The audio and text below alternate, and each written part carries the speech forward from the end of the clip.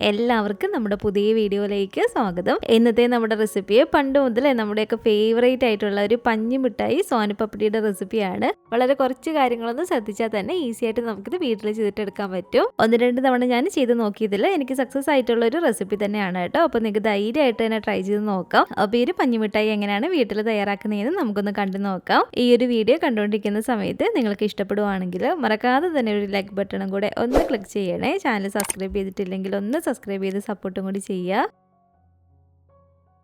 അപ്പോൾ ആദ്യം തന്നെ ഇതുപോലെ ഈ ഒരു പാത്രത്തിലേക്ക് നമുക്കൊരു 1.5 ടേബിൾ സ്പൂൺ അളവിൽ നെയ്യ് ചേർത്ത് കൊടുക്കാം. ഈ ഒരു നെയ്യ്ക്ക് പകരമായിട്ട് 1.5 ടേബിൾ സ്പൂൺ അളവിൽ ഉപ്പില്ലാത്ത ബട്ടർ വേണമെങ്കിലും ചേർത്ത് കൊടുക്കാനാണ് കേട്ടോ. അപ്പോൾ 1.5 ടേബിൾ സ്പൂൺ അളവിൽ നെയ്യ് ഞാൻ ഇതിലേക്ക് ചേർത്ത് കൊടുത്തിട്ടുണ്ട്.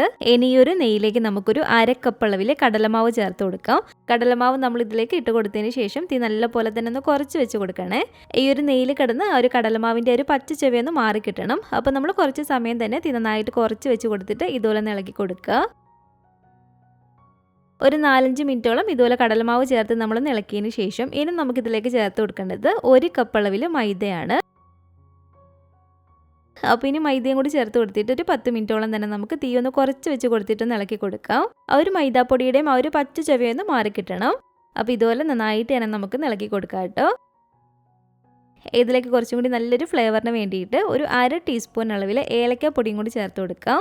എന്നിട്ട് വീണ്ടും ഒന്ന് ഇളക്കിയിട്ട് എടുക്കുക. കുറച്ച് സമയം തന്നെ നമ്മൾ ഇതുപോലെ ഒന്ന് ഇളക്കി കൊടുത്ത് കഴിയുമ്പോഴത്തേക്കും ഈ ഒരു പൊടികളുടെ കളർ ചെറിയതായിട്ടൊന്ന് മാറി വരും. ഒരുപാട് കളറങ്ങ് മാറിപ്പോകരുത്.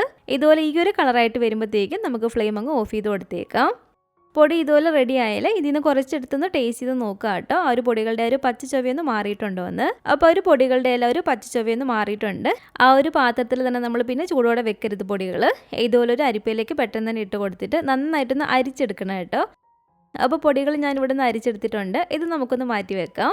ഇനി നമുക്ക് കാരമൽ റെഡിയാക്കി എടുത്തതിന് ശേഷം ഒഴിച്ചു കൊടുക്കാനുള്ള ഒരു പാത്രം ഒന്ന് റെഡിയാക്കി വെക്കാം. ഇനി ഇതുപോലൊരു പാത്രം എടുത്തിട്ട് ആ ഒരു പാത്രത്തിലേക്ക് നമുക്ക് നല്ല പോലെ തന്നെ നെയ്യൊന്ന് ആക്കി കൊടുക്കാം.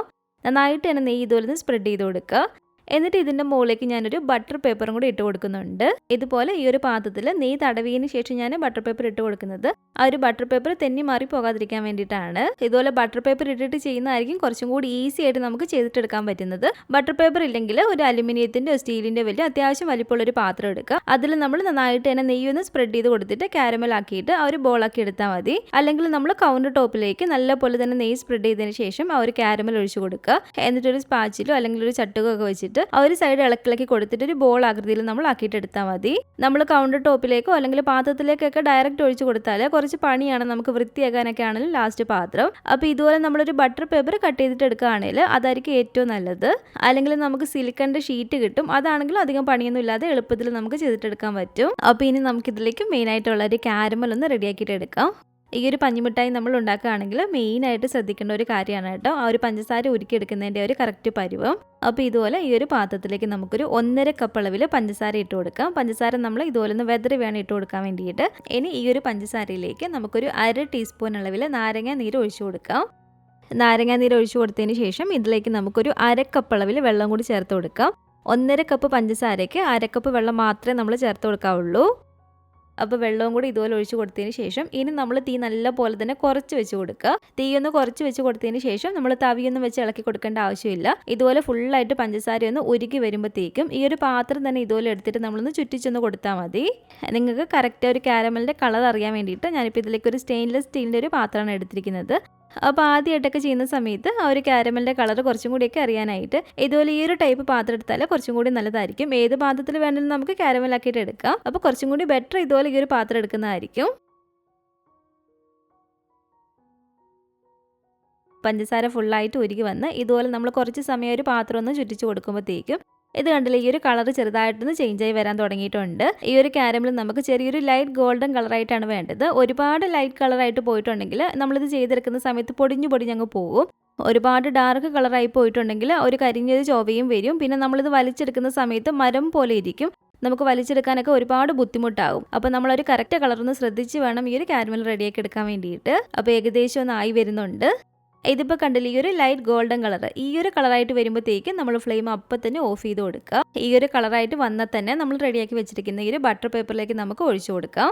ഇതുപോലെ ബട്ടർ പേപ്പറിലേക്ക് നമ്മൾ ഈ ഒരു കാരമൽ ഒഴിച്ചു കൊടുത്തതിന് ശേഷം ബട്ടർ പേപ്പർ ഇതുപോലെ രണ്ട് സൈഡിൽ നിന്നും പിടിച്ചിട്ട് സെൻറ്ററിലേക്ക് നമ്മൾ എല്ലാ സൈഡിൽ നിന്നും ആക്കി ഇതുപോലെ ഒന്ന് കൊടുക്കുക. ഇനി നമ്മളിത് നെയ്യ് പരട്ടിയ പ്ലേറ്റിലേക്കോ അല്ലെങ്കിൽ കൗണ്ടർ ടോപ്പിലേക്കാണ് ഒഴിച്ചു കൊടുക്കുന്നതെങ്കിൽ ഒരു 2 തവിയൊക്കെ ഉപയോഗിച്ച് രണ്ട് സൈഡിൽ നിന്നും സെൻറ്ററിലേക്ക് ഇതുപോലെ ആക്കി കൊടുക്കണം. നമുക്കിതൊരു ബോൾ പരുവത്തിൽ ഒന്ന് ആക്കിയെടുക്കണം. അപ്പോൾ ഈ ഒരു ബട്ടർ പേപ്പർ ഇതുപോലെ എല്ലാ സൈഡിൽ നിന്നും ഈ ഒരു സെൻറ്ററിലേക്ക് ഇതുപോലെ ഒന്ന് ആക്കി കൊടുക്കുകയാണ്. അപ്പോൾ ഈ ഒരു സ്റ്റെപ്പൊക്കെ നമ്മൾ വളരെ സ്പീഡിൽ തന്നെ ചെയ്യണം, എങ്കിലും നമുക്കിത് കറക്റ്റായിട്ട് കിട്ടത്തുള്ളൂ. അല്ലെങ്കിൽ ആ ഒരു കാരമൽ ഇരുന്നങ്ങ് പെട്ടെന്ന് കട്ടിയായി പോകും.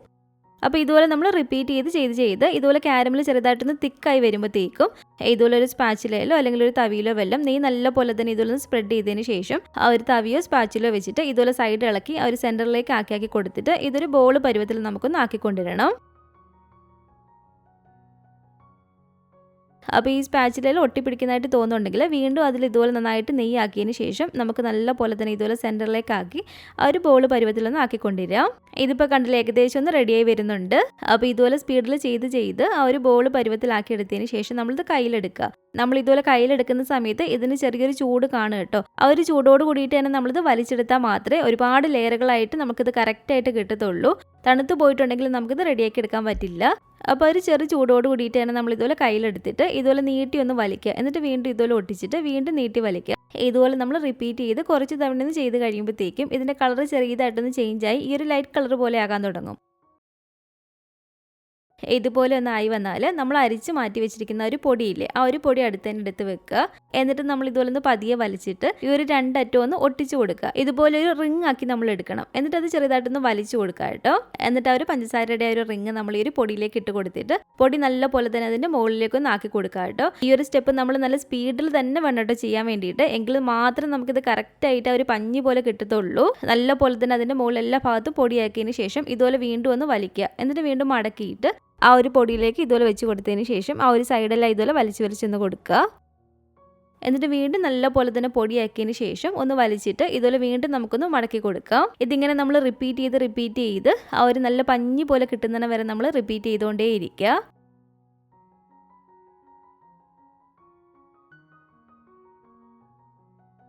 ഇതുപോലെ പൊടിയാക്കുക. വീണ്ടും നല്ല പോലെ തന്നെ ഒന്ന് വലിച്ചിട്ട് വീണ്ടും ഇതുപോലെ ഒന്ന് മടക്കി കൊടുക്കുക.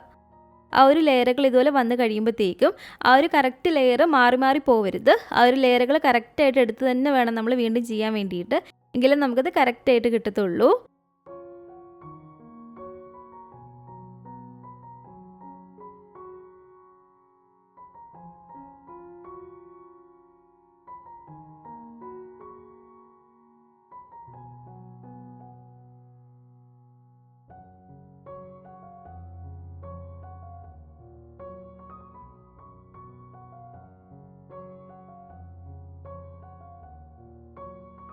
അപ്പോൾ ഏകദേശം ഒന്ന് റെഡിയായി വരുന്നുണ്ട്. ഓരോ നൂലുകളും നല്ല പഞ്ഞി പോലെ ആയി വന്നാൽ നമുക്കിത് നിർത്താവുന്നതാണ്.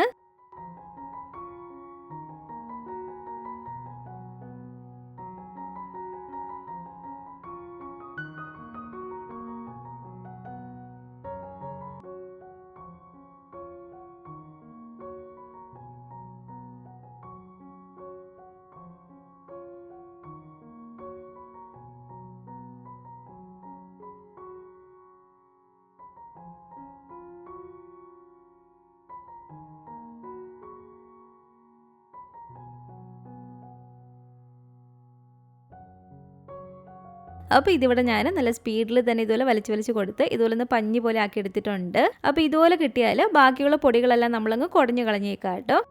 അപ്പോൾ ഇത് കണ്ടില്ലേ, നല്ല അടിപൊളിയായിട്ട് തന്നെ നമ്മുടെ ഒരു പഞ്ഞി മിഠായി സോൻ പപ്പടി ഇവിടെ റെഡി ആയിട്ടുണ്ട്. കുറച്ച് കാര്യങ്ങൾ നമ്മളൊന്ന് ശ്രദ്ധിക്കണമെന്ന് മാത്രമേ ഉള്ളൂ. എളുപ്പത്തിൽ നമുക്കിത് വീട്ടിൽ ചെയ്തിട്ടെടുക്കാൻ പറ്റും. ആ ഒരു പഞ്ചസാര നമ്മൾ ഉരുക്കിയെടുക്കുന്ന സമയത്ത് ആ ഒരു കറക്റ്റ് കളറായിരിക്കണം. അതുപോലെ തന്നെ ഒരു കടലമാവിൻ്റെ ഒരു പച്ച ചൊവയൊന്ന് മാറി വരുന്നതിന് വരെ നമ്മളൊന്ന് വറുത്തിട്ട് എടുക്കണം. പിന്നെ ഉള്ളത് നമ്മൾ ഇതുപോലെ വലിച്ചെടുക്കുന്ന സമയത്ത് നല്ല സ്പീഡിൽ തന്നെ വേണം ചെയ്തിട്ടെടുക്കാൻ വേണ്ടിയിട്ട്. ഇത്രയും കാര്യങ്ങളൊക്കെ ഒന്ന് ശ്രദ്ധിച്ചാൽ തന്നെ ഈസി ആയിട്ട് നമുക്കിത് വീട്ടിൽ ചെയ്തിട്ടെടുക്കാൻ പറ്റും. ഇതുപോലെ ഒന്ന് ആക്കിയെടുത്തതിന് ശേഷം ആ ഒരു നൂലുകൾ ഇതുപോലെ കൈ കൊണ്ട് നല്ല പോലെ തന്നെ ഒന്ന് അടർത്തി കൊടുക്കുക.